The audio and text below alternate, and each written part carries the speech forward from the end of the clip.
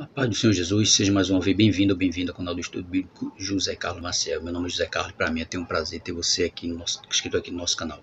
Nosso estudo de hoje vai ser: o discípulo não está acima do seu mestre. Nosso texto base, Mateus capítulo 10, versículo 24, que diz assim: E não o discípulo mais do que o mestre, nem o servo mais do que o seu senhor.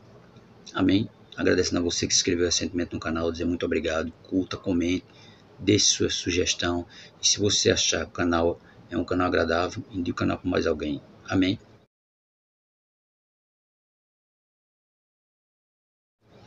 O discípulo não está acima do mestre. Mateus capítulo 10, versículo 24. Nossa introdução vai dizer assim: embora o termo discípulo ocorra quase 150 vezes nos evangelhos sinóticos, nas palavras de Jesus ele só é encontrado 9 vezes. Isto quer dizer que o ditado que vamos estudar neste capítulo é muito importante para compreender como Jesus encarava o modo de ser discípulo dele. O discípulo não está acima do mestre, nem o servo acima do seu senhor, e nem o enviado acima de quem o enviou. Com expressões como esta, vemos a enunciação de uma lei geral sobre o ser e fazer discípulo. Jesus usou estes provérbios em pelo menos 4 situações distintas que deixam transparecer 3 leis para o discipulado. Primeiro, a lei da limitação. Segundo, a lei da imitação. E terceiro, a lei da participação. O discípulo ele é limitado, ele imita o mestre e ele é participante das obras do mestre. Ele é limitado por quê? Porque ele não vai ser superior ao mestre, ele vai ser, no mínimo, igual ao mestre. E na imitação, que ele vai imitar o mestre, e na participação, que ele vai participar tanto das obras como do sofrimento pela qual o mestre passou. Este provérbio apresenta-se em 3 formas equivalentes. Primeiro, o discípulo não está acima do seu mestre. Segundo, o servo não é maior do que o seu senhor. E terceiro, nem o enviado maior do que aquele que o enviou. As metáforas mudam, mas a mensagem dos provérbios é sempre a mesma. Primeiro, a lei da limitação. O mestre é o limite. O discípulo não está acima do mestre. Todo aquele, porém, que for bem instruído será como seu mestre. Lucas, capítulo 6, versículo 40. Jesus enunciou assim o princípio da limitação do aluno ao seu professor.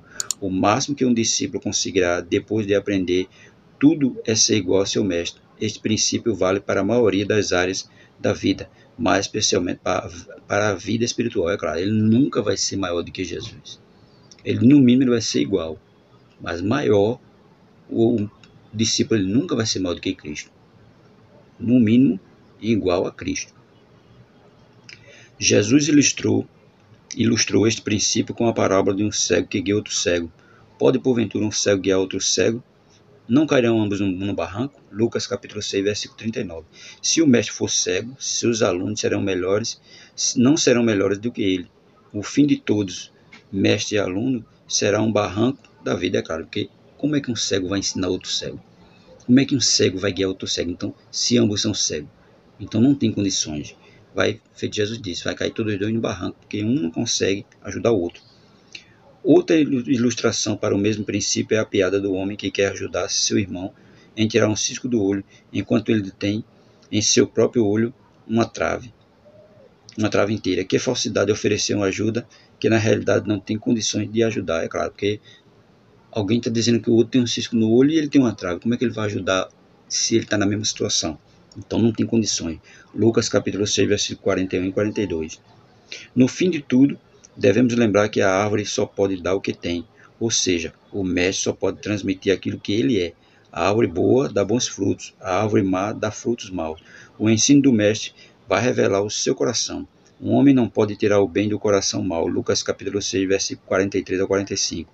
Vamos lembrar então que Jesus nos adverte: o discípulo não está acima do mestre. O mestre é o limite do desenvolvimento do discípulo, é claro. O mestre é o limite, ele nunca vai ser maior do que o mestre. O mestre é o limite. Ele só vai, no mínimo, ele vai ficar igual com o mestre. Ele nunca vai ser maior do que o mestre. Evangelho de João, capítulo 15, versículo 5, vai dizer assim para nós: Eu sou a videira, vós as varas. Quem está em mim e eu nele, este dá muito fruto, porque sem mim nada podeis fazer. Tá vendo? Sem o mestre nós não podemos fazer nada. Então, o mestre é o limite. Segundo, ele vai dizer a lei da imitação. O mestre é o exemplo, né? O mestre é o nosso exemplo. Vai dizer, porque eu vos dei o exemplo, para que, como eu vos fiz, façais vós também. Em verdade vos digo, que o servo não é maior do que o seu senhor, nem o enviado maior que aquele que o enviou. Ora, se sabeis estas coisas, bem-aventurados sois, se as praticardes. Evangelho de João, capítulo 13, versículo 15 ao 17. O princípio da imitação foi anunciado em um momento muito crucial da vida dos discípulos. Eles estavam recusando a tarefa de lavar os pés uns dos outros antes da refeição. Ninguém queria rebaixar-se para servir os outros. Jesus levanta-se então da mesa, tirou a roupa de cima e passou a lavar os pés dos discípulos. Veja, Jesus era o mestre. Eles nenhum queria lavar os pés dos outros antes da ceia. Jesus vai, pega uma toalha, pega uma bacia com água, cingiu os lombos, cingiu-se e foi lá e lavou os pés de todos eles. Enquanto eles, discípulos, não queriam fazer isso. Enquanto o mestre foi e fez. Aquilo ali era um serviço para outra pessoa fazer, mas ele foi lá como mestre e fez. Depois perguntou, compreendeis o que vos fiz? A lição era óbvia. Jesus anunciou-a com mais clareza ainda quando explicou, se eu, sendo Senhor e Mestre, vos lavei os pés, também vós deveis lavar os pés uns dos outros. Evangelho de João, capítulo 3, verso 14. Os discípulos precisavam imitar o Mestre. Eles precisavam fazer da mesma forma que Jesus fez. Um lavar os pés dos outros.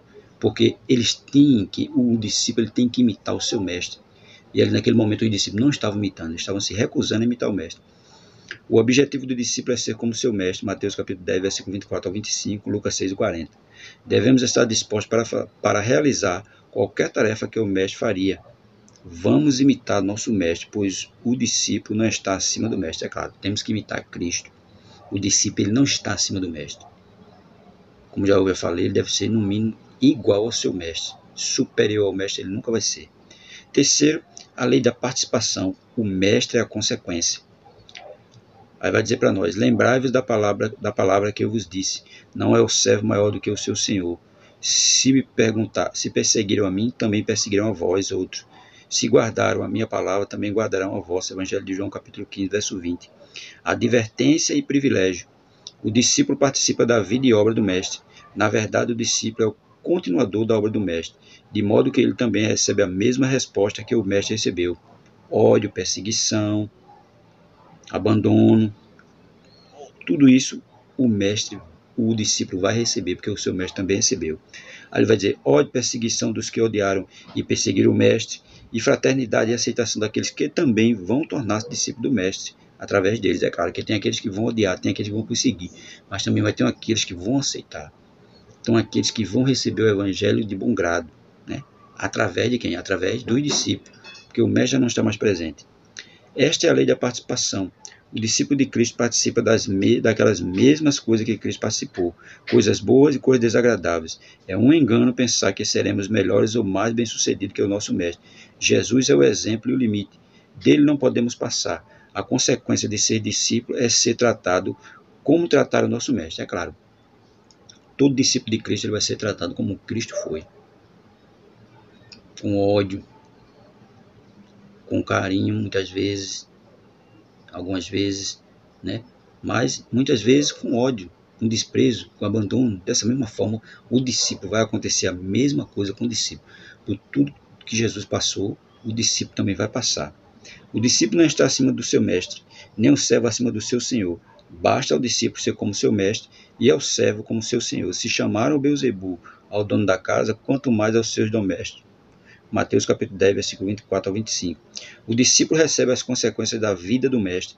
Logo depois disso, o texto diz 3 vezes, portanto, não os temais. Mateus capítulo 10, versículo 26, 28 e 31. Não devemos temer, mas ficar alegre por ser co-participante do sofrimento de Cristo, para que também a revelação da sua glória vos alegreis, exultando. 1 de Pedro capítulo 4, verso 13. A maior glória do discípulo é ser identificado como seu mestre. Vamos ser tratados como trataram o nosso mestre. Este é o nosso papel, pois o discípulo não está acima do mestre, é claro. Uma maior alegria para o discípulo é ele ser comparado a seu mestre. É quando alguém está olhando para ele e está vendo Jesus nele. Ele sabe que não vai ser bem tratado por alguns. mas também, e vai sabendo também que vai ser rejeitado por outros, mas também sabendo que tudo isso Jesus passou. Rejeição, ódio, abandono, tudo isso o discípulo vai passar, porque ele é limitado, ele participa de tudo que o mestre já participou e ele imita o mestre. Quando ele vai fazer, tem essas três coisas: imitação, né? Participação e imitação, tudo isso, né, é consequência de que ele está sendo semelhante ao mestre dele. Porque o discípulo ele nunca vai ser maior do que o mestre, ele vai ser sempre, no mínimo, igual. E esses são os três conceitos para o discípulo: limitação, que ele não vai poder ultrapassar o mestre, vai só até ali; imitação, que ele tem que imitar o mestre dele; e participação, que ele vai participar dos sofrimentos que o mestre também passou. Essa é a consequência de ser um discípulo de Cristo. Ele vai ter que entender que ele tem que ser, que ele é limitado, que ele tem que imitar e ele tem que participar. Que é isso que acontece com todo discípulo de Cristo. Da mesma forma que Cristo foi tratado, os discípulos dele vão ser tratados. Até a volta dele. Quando ele voltar, que é arrebatar a sua igreja, aí não vai mais acontecer isso. Mas enquanto nós estivermos aqui, vai haver perseguição, vai haver maus tratos, porque tudo isso Jesus passou. Então a gente tem que entender isso. O discípulo, ele nunca vai ser maior do que o mestre. Nunca. O mestre é sempre maior do que o discípulo.